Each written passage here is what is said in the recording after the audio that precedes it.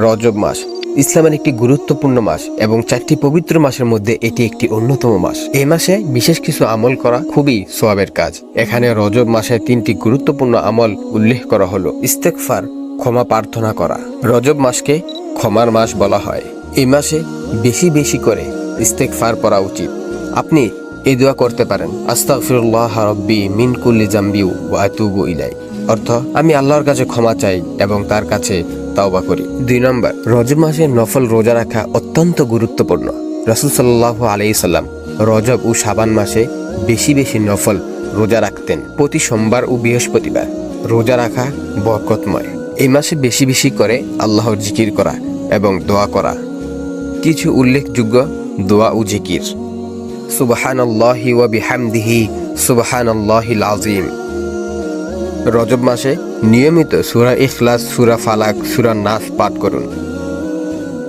নিজে ও পরিবারের জন্য হেদায়েত এবং কল্যাণের দোয়া করুন।